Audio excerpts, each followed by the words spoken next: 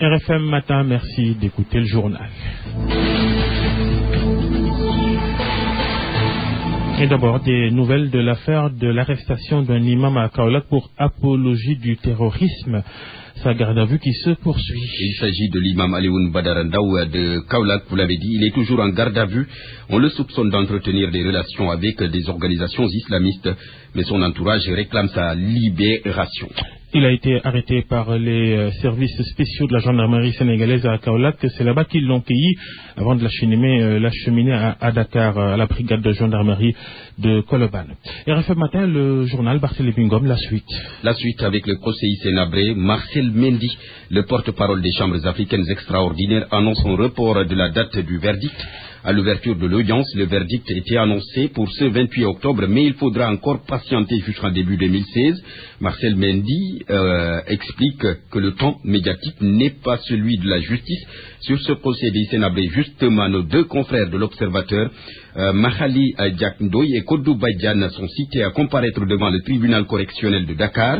C'est une citation directe de Hissène-Habré pour diffamation. Ils sont convoqués le 19 novembre prochain.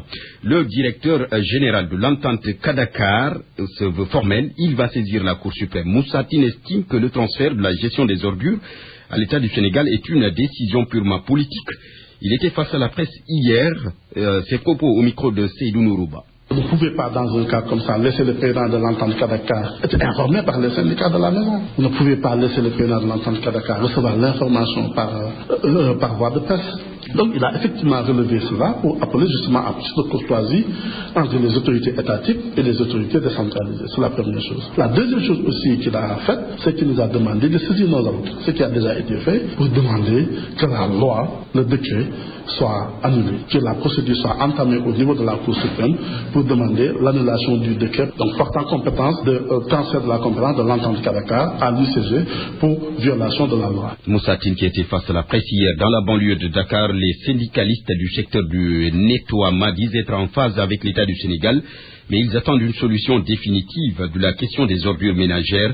Salif Sow est allé à leur rencontre. Quand la gestion des déchets solides change de main, c'est un plaisir côté travailleurs ici. Toutefois, Omar Sornan, secrétaire général du syndicat des travailleurs du nettoiement et compagnie, s'attendent à des lendemains meilleurs. Nous attendons de la nouvelle cellule qu'on prenne en charge tous nos acquis et l'application de la convention collective pour que les travailleurs soient imprégnés et soient dans de bonnes conditions pour faire leur mission. Pour de meilleures conditions de travail, il faut nécessairement la tenue d'assises nationales des déchets solides, préconisent les acteurs du secteur. En attendant, les travailleurs avertissent, la gestion des ordures ménagères ne doit pas tomber entre de mauvaises mains. Ndiaga Diawara, membre de l'intersyndicale des travailleurs du nettoiement. Convoquer tous les acteurs qui s'affairent autour de la gestion des ordures pour qu'ensemble nous trouvions une solution durable. Je disais également que les collectivités locales n'ont pas les moyens effectivement de gérer les ordures ménagères. Proposition balayée d'un revers de main par les élus locaux. Ceux-ci défendent le contraire. C'est le cas à Guédiawaye. Là-bas, les maires des 5 communes demandent à l'État de leur confier la gestion des déchets solides, les ordures de vraies ordures qui, naturellement, aiguisent les appétits.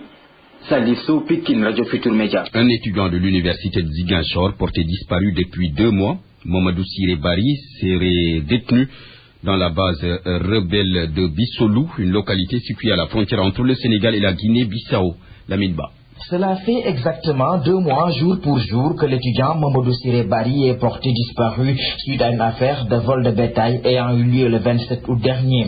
Depuis lors, le jeune originaire du Balantakunda n'a donné aucun signe de vie à ses proches, plongeant toute sa famille dans le désarroi total.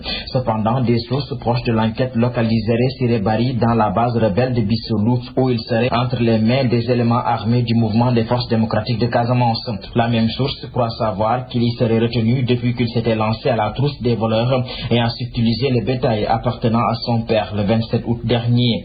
Mais pour le moment, aucune information faisant état d'un versement de rançon ou de toute autre condition pour sa libération n'est évoquée. Néanmoins, une médiation impliquant la partie sénégalaise et bissau-guinéenne est en cours pour tenter de faire libérer le jeune étudiant. D'autres sources que nous avons contactées nous assurent cependant que le jeune Mamadou Siré Bari serait en bonne santé. Du côté du Balantakunda, sa famille attend toujours sa libération. libération avec impatience. Lamine Bassi du Radio Futur Média. En plus bref, ils ne sont pas au bout de leur peine. Les 17 pêcheurs saint-louisiens rapatriés de la Mauritanie grâce à l'intervention du gouvernement sénégalais. Ces pêcheurs continuent de réclamer la restitution de leurs pirogues et autres matériels d'une valeur de 18 millions de francs CFA saisis par les gardes-côtes marocains. Il est 7h06. RFM, la radio de toute l'actualité. Installation hier des bureaux des commissions permanentes à l'Assemblée nationale. Le camp de Modou Diagne Fada servi. Le député Mamadou Siré remplace Aïda Mbodj à la tête de la commission de la culture et de la communication. D'autres changements sont aussi notés à la commission des lois et à la commission des affaires étrangères. La majorité parlementaire a fustigé l'attitude de l'opposition qui a perturbé la séance d'hier. Mamadou Fall. L'Assemblée nationale a procédé à l'installation des 11 commissions qui doivent composer les bureaux de la dite institution. Pape Biram Touré annonce les changements. Nous avons procédé à l'installation des bureaux des commissions de l'Assemblée nationale, les 11 commissions. Il y a eu des changements. Alors, ça s'est fait parce qu'il y a une commission qui était dévolue à l'opposition, qui est toujours restée à l'opposition. Nous-mêmes, au niveau des commissions du groupe parlementaire, il y a eu des changements, notamment au niveau de la commission loi. Le président qui était Djibril War, président de la commission des lois, est devenu président de la commission des affaires étrangères, remplacé à ce poste par le président Samba Dioul Dekane, qui était au membre du bureau. Effectivement, il y a eu d'autres changements au niveau de la commission de l'urbanisme. La présidente qui était Ndéli Cissé, qui est maintenant membre du bureau, est remplacée ici par la députée Madame Penda Cissé. Alors, et aussi, je pense qu'il y a la commission communication qui avait été présidée par Aïda Mbodj et remplacée par aussi le député Mamoudou Cissé. L'honorable député a décrié l'attitude d'Omar Sarr, d'Aïda Mbodj et de Thierno Bokoum. Je regrette fort donc ce qui s'est passé. L'opposition donc qui avait été faiblement représentée parce qu'il ne comptait pas, je pense, que 6 députés. Donc, on voulait saboter donc l'installation de ces commissions-là. Ça a été vraiment indigne d'un député. Les comportements qu'ont eu donc M.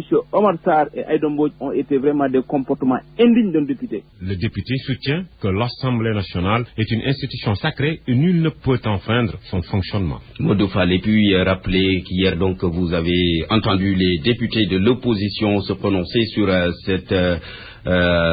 cette rencontre à l'Assemblée nationale. Les députés qui fustigent donc ce qui s'est passé à l'hémicycle hier. Pour la libération de Toussaint Manga, les jeunesses travaillistes libérales de Mbaké vont marcher le 20 novembre prochain avec ou sans autorisation, ont-ils dit. Ces jeunes entendent aussi perturber toutes les manifestations qui seront organisées par le régime dans le département de Mbaké. Le secrétaire général de l'UJTL de Touba, Bati Sogo, au micro de Papa Balagui.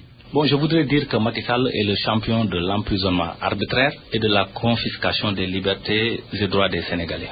Notre frère Toussaint Manga en est une illustration. Depuis le mois de mars, Toussaint a été arrêté et mis en prison, sans motif. Le seul motif valable qu'on lui reproche, parce qu'il est un fervent militant du Parti démocratique sénégalais, un grand souteneur de notre candidat Karim Wade. C'est pour cela que nous nous sommes levés aujourd'hui pour interpeller, est-ce qu'au Sénégal existe-t-il des organisations de défense? Où est la RADDHO de Alioune Tine? Où est l'Amnesty International section sénégalaise? Où est le M23? Où est Y'en a marre? Nous aimerions que ces organisations réagissent avant qu'il ne soit trop tard. Nous comptons organiser des manifestations à travers toute l'étendue du territoire national. En quoi faisant? Organiser des marches. Une marche sera organisée le 30 novembre à Mbaké. Si le président Macky Sall persiste, nous comptons anéantir toutes les activités politiques qui seront initiées par son parti dans le département. Bati Sogo, le secrétaire général de l'UJTL de Touba. 7h10, vous suivez le journal sur RFM et je vous en remercie. Pour moi, RFM, c'est la radio de la réactivité. RFM, partout, tout le temps. Le rapport Doing Business de l'année 2016. Le Sénégal a fait un bond de 8 places par rapport à l'année dernière. Il est classé 153e. Qu'est-ce qui explique cette performance? Tentative de réponse avec Ousmane Gueye. Le Sénégal a dû faire preuve de beaucoup d'efforts pour passer de la 161e à la 153e place.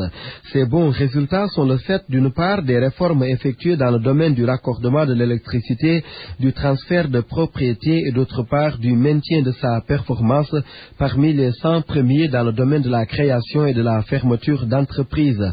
Notre pays a validé au moins une réforme sur 4 domaines d'évaluation du Doing Business.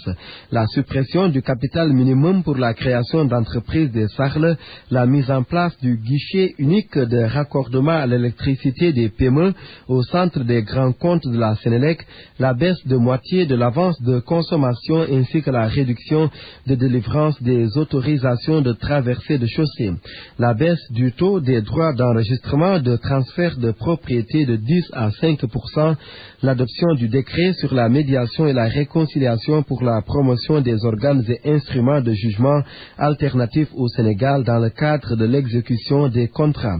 Globalement, l'Afrique compte 5 des 10 économies ayant le plus amélioré l'environnement des affaires en 2015. Ces économies sont l'Ouganda, le Kenya, la Mauritanie, le Sénégal et le Bénin. Ousmane Gueye, je vous l'annonçais en titre, le président sortant de la Côte d'Ivoire a été réélu pour 5 ans à la tête de ce pays. Devrait être réélu donc dès le premier tour. Alassane Ouattara, 73 ans, récolte 83,66% des suffrages selon les résultats officiels publiés ce mercredi matin par la Commission électorale indépendante. Le taux de participation est établi à 54,63%. Une partie de l'opposition, je le rappelle, avait appelé au boycott.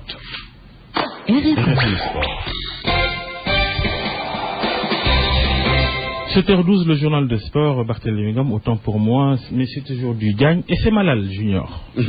Voilà, c'est Babacar. Malal Junior Diagne, bienvenue. Bienvenue, Barthélémy. Le basketball dans la tourmente. Avec les récompenses promises par le chef de l'État après la victoire des Lions du Sénégal à Yaoundé pour l'Afrobasket 2015, Bamba Kassé, chargé de la communication de la Fédération sénégalaise de basket, a été démis hier de ses fonctions. Les raisons d'une telle décision expliquées par le président de la Fédération, Maître Babacar Ndiaye. Tout ceci est résumé par Modou Fall. Bamba Kassé a reçu notification de son limogeage ce mardi dans une lettre qui porte la signature du président de la Fédération sénégalaise de basketball, Maître Babacar Ndiaye. Dans un communiqué de presse, notre confrère fait savoir qu'il ne dirige plus la commission de la communication de l'instance dirigeante du basketball national. Selon certaines indiscrétions, ce serait lié à l'affaire des récompenses promises à la délégation sénégalaise par le chef de l'État Macky Sall après le sacre des Lions à l'Afrobasket de Yaoundé. Il y a une semaine, le journal Le Quotidien a publié un article avec les noms des 24 personnes potentielles bénéficiaires des maisons qu'aurait promises le président de la République aux Lions et à leur suite en guise de récompense. Et dans cette liste, selon nos confrères, il n'y aurait pas le nom de Bamba Kassé, membre à part entière de l'équipe, et pourtant y figurent d'autres fédéraux. Le principal concerné nous a confié qu'il n'y a jamais eu d'échange sur la question entre lui et le président, Maître Babacar Ndiaye, après la publication de l'article. Pour le moment, il préfère s'en arrêter là, en attendant de se faire notifier les vraies raisons de son limogeage. Le moment venu, il promet de donner sa version des faits. Nous avons cherché d'en savoir plus avec le président de la fédération, mais M. Babacar Ndiaye nous a signifié qu'il était en séance de travail. Mondoufal, affaire donc à suivre. Nous parlons de football à présent pour parler du CHAN des U23 prévu à la fin du mois de novembre à Dakar et à Hambourg. L'équipe nationale des U23 du Sénégal va jouer à Saint-Louis le tournoi de l'UFOA avant de revenir à Dakar. Les Lions du Sénégal sont déjà en regroupement avec un groupe de 24 joueurs convoqués par le sélectionneur Serigne Saludia qui entend bien poursuivre la bonne marche de son équipe après le tournoi de Brazzaville et la médaille d'or gagnée par son équipe. Les Lions U23 sont donc en regroupement au centre technique Jules François Bokandé de Touab Djalao et ce pour une dizaine de jours. Serigne Saludia s'est confié à Sodecham. L'UFOA, c'est des dates qui ne sont pas FIFA, comme le CHAN aussi, c'est des dates qui ne sont pas FIFA. Maintenant, dans la mise en place de nos groupes de performance, il est important pour nous de voir quelque chose qui peut nous apporter ce qu'on attend d'eux. Un peu sur le plan de la défense, je pense, on veut tout le temps jouer avec un défenseur central gaucher, donc par rapport à ça, on a amené deux nouveaux, que ce soit Adam Mbal. Deuxièmement aussi, il nous fallait mettre un peu du 109 dans les couloirs. Maintenant, on essaie d'amener un peu Gandoba, qui est au Sadelbo, donc il est un bon excentré, qui peut nous. Il y a aussi Fafson que j'ai vu un peu à la douane, donc Rémi aussi qui vient, donc le groupe est là, à part quelques absences qui sont un peu malades, et on peut dire aux préparations hivernales dans les différents clubs, on pourra entamer de plein pied la préparation. Après le tournoi de l'UFOA, est-ce qu'on peut s'attendre à un changement dans le groupe pour le CHAN U23? La fédération est en train de fatiguer pour envoyer un peu de correspondance sur les joueurs sur lesquels on peut compter. Donc malheureusement, on a été à Dubaï, mais on n'a pas pu voir certains joueurs à l'heure. Et l'UFOA nous permettra peut-être de voir 3 ou 4 expatriés, donc ce qui nous permettra d'avoir une idée par rapport à la performance. Tout ça, c'est dans le cadre de mettre en place ce groupe de performance. Le tournoi donc de l'UFOA, ce sera du 3 au 6 novembre prochain à Saint-Louis du Sénégal et les matchs vont se jouer au stade Mawade Wade. Nous allons finir avec la Jeanne d'Arc de Dakar qui prépare son élection pour donc avoir un nouveau comité directeur avec un nouveau président et un nouveau bureau. Le vote donc et ce sera pour le 7 novembre prochain. Les acteurs de la Jeanne d'Arc de Dakar veulent lancer une nouvelle dynamique pour réorganiser et relancer leur équipe actuellement en N2. Nous rappelons que l'équipe de la Jeanne d'Arc de Dakar a été plusieurs fois championne du Sénégal et a même disputé une finale de la Coupe CAF avant de jouer une demi-finale de Champions League. C'est pour des raisons des querelles internes donc cette équipe se retrouve actuellement loin de l'élite du football sénégalais. On finit Barthélémy avec la suite de la Coupe en Angleterre avec aujourd'hui Manchester City leader qui joue contre Crystal Palace, Liverpool le club qui cherche sa première victoire reçoit l'équipe de Bournemouth, Manchester United joue contre l'équipe de Middlesbrough alors qu'Aston Villa de Idrissa Gana Gueye se rend à Southampton. Merci beaucoup Malal Junior Diagne.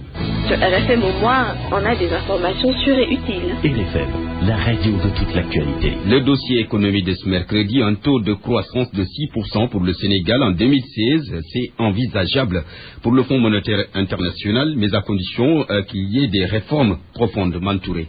Le taux de croissance est l'évolution d'un pays d'une année à l'autre. Il permet de voir la progression des activités économiques qui vont impacter sur les conditions de vie des consommateurs. Il se calcule par rapport à l'évolution du produit intérieur brut PIB.